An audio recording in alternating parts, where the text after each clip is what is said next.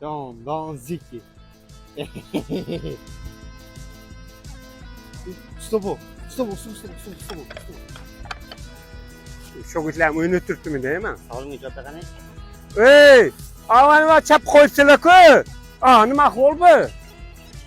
Ya ekong ham katta bachcha desa, o'ylab o'tgan bachchalar. Buni qara, xato qo'ygansizlar. To'g'ri qo'yadilar. Tushundinglarmi? Yaxshi deydilar. Men yoqqa borib yarim soatgina finashta qilaman. O'shanga qadar bitirib qo'ying. Tushundinglarmi? Mustafa o'chib qoptilar. Ketdik, alam kelamiz. Ketdik davay. Bugun maza qilganda biz ha.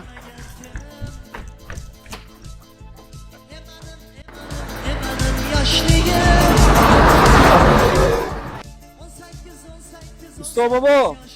Usta baba. Uyquni ham Basharlarga qaraysizmi? O'yingohga o'ynayotibdi. vaqt bilan. Hozir bir Ishlamaydimi ular? Hozir gazini beraman-da ularni.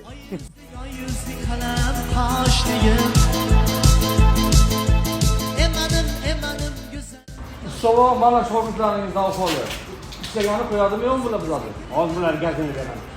Katta ekong ham. Qara, ekong ham yoshingni qarada, o'ylab o'tgan paytingda katta bachchasizlar-da. Qilayotgan ishingni qara.